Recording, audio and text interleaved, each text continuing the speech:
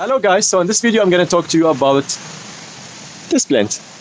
It's known as San Pedro cactus, and it's very ancient medicinal plant in Peru and Ecuador, and been used since 3,000 years in as a shamanic medicine, and it has similar healing power to ayahuasca. And the difference is that it's more like they say it's more like a masculine energy, and it's kind of like gentle with you. My experience was different, and I will tell you about it in a bit.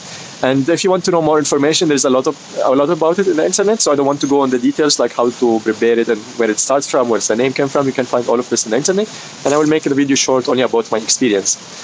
So we took this medicine, Miia I. At the beginning they told us it's a very easy, gentle medicine, but the guy who gave us the medicine, he was like not sure about the dose, so he prepared it from a cactus that's more than 200 years old, and usually the medicine is prepared from like 20 or 10, 20, 30 years old, but this cactus that he prepared the medicine from was ancient and like really an old one. So I guess that was the reason why our journey was not similar to any other journey we heard about.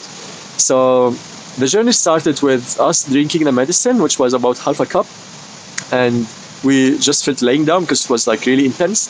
And just after 1 hour, we were like completely out of our body, completely like, last thing I remember, I was laying down there in the hammock, you can see it there, and Miia was just like laying down in the ground, and that was the last thing we like consciously fully remember. And after that, all what happened in just like out of body experience was like really crazy. Like I had 6 ayahuasca ceremony, and none of them was as hard, as deep, as powerful, and as painful as this. And I don't know where to start from.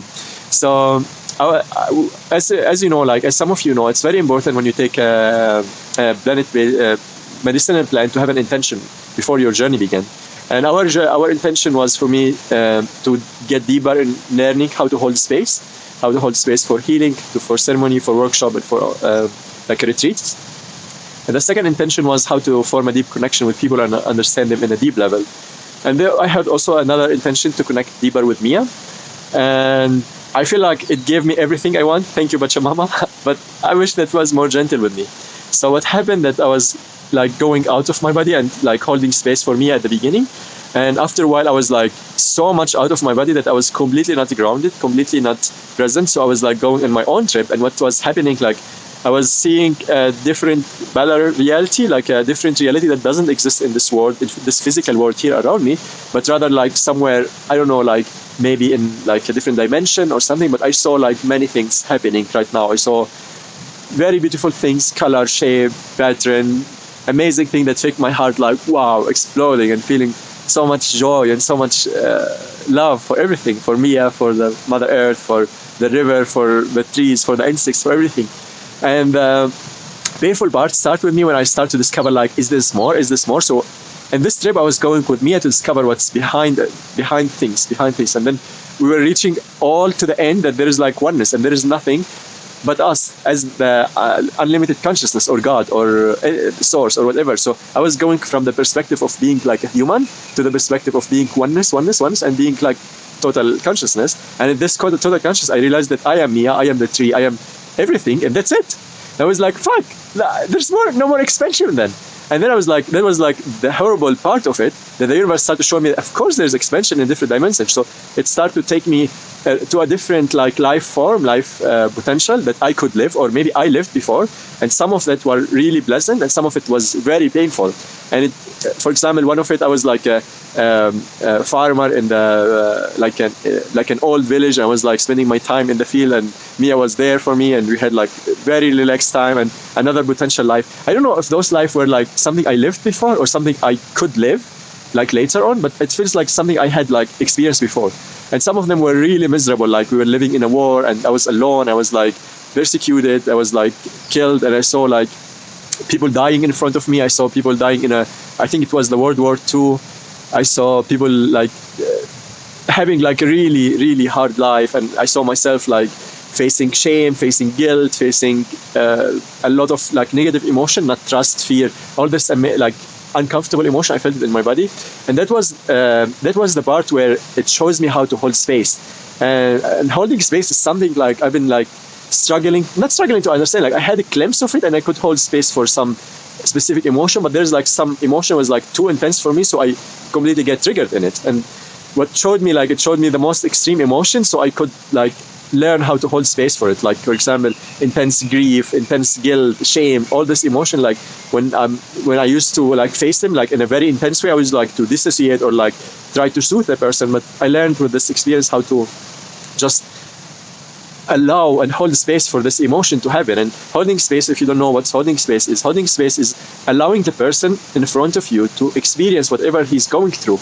without any need or like desire to change anything about the situation. Just letting him experience all this emotion and being with him in this emotion at this time, and not trying to change anything about it, but just validating it, being with this emotion with this person, and just like allowing him to or her to feel whatever they feel without involving in the story. So the story is like kind of like alternative. So when you validate, you don't validate the story, but you validate the emotion, the feeling behind the story, and that's drive the healing and help the people to go out of the emotional state that they are living in by validating and by changing it to a higher vibration.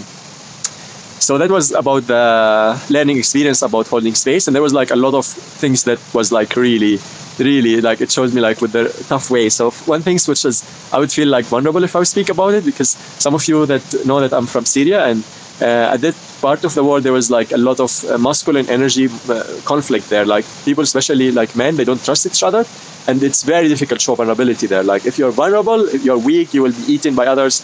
So there's like no way that people didn't learn how to show themselves. Even though that I'm from persecuted minority, like we are like kind of more spiritual, we have our spiritual practice as a Druze, but it's still for us was very difficult because the whole atmosphere was like against us. So for me it was very difficult to show vulnerability, especially in the presence of other men. And I was like forced to be vulnerable because the medicine was so strong, I was so weak, and I was like just asking for help from anybody. I was like on the floor and like just bring me back to earth. And luckily we had somebody here in the community. He's like kind of shaman in his spirit, and he came here and he started the fire. You can see the fire, it's still there. And we didn't do it with the shaman from the beginning because everybody told us, yeah, you can take it and go for a hike or something. So we thought like it's something like a magic mushroom, but it was like completely different.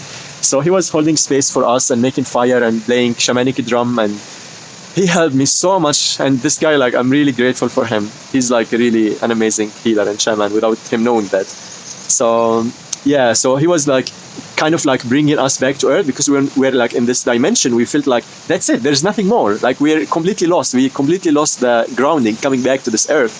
So he was there to just facilitate this and hold the space for the healing and just bring us back. And coming back was so difficult, guys. Like I can't explain how difficult it is, because like we're like, it's like kind of like dimension after dimension after dimensions. There's like it feels for me there's like a million of experience I went through, and to come back I have to come back through all of them to bring myself back. So it was like 1 minute, like 1 second here, and like 10 minutes in the other dimension, and that make it like even more difficult for him to bring us back. He took us like the whole journey took about the intense journey took about 8 hours, and it took him like 4 or 5 hours just to, like, since he found us, 5 or 6 hours just to bring us back, to be able that we just like move a bit up and just stand on our feet. That was like very, very intense. And after that we came back to this house and we stayed here for drink some water and coming back, and then went back to our room in the tree house.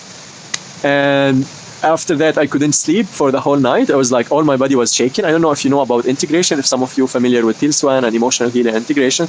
When we had like some experience, we need to bring like our consciousness back to this body. So it was like our consciousness integrating all this emotion, all this experience that we had, and my body was shaking basically more than 24 hours in the whole trip. So many things happen more. I feel like if I want to talk about all the details, I need like 10 hours video or something. So if you want to know more, let me know in the comment below, and I will answer all the comments if you have any other question. And if you want to know like what was my suggestion for other people, if you want to take Sanpedro or not, I would say be careful, guys. This thing is not a game. Like this Sanpedro is something very powerful, very ancient, very deep, and it can take you somewhere where you have no feet in the ground. So just deal it with respect and do it with shaman. If you want to just take like really little and try to be like, have an intention that you're ready for it. And yeah, I wouldn't suggest it to anybody just to take it like this, because you don't know, unless you prepare the medicine yourself.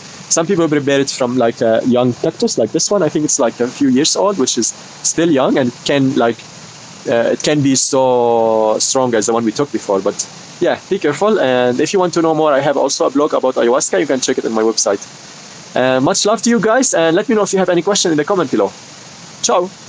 I forgot to say, like, I will upload, this will be the second video on my YouTube channel, so subscribe for my YouTube channel for more video about consciousness, emotional healing, and shadow work. And if you want to know more about my healing journey, I will be sharing some videos and some video to help you on your healing journey. Much love to you, and see you in another video. Ciao.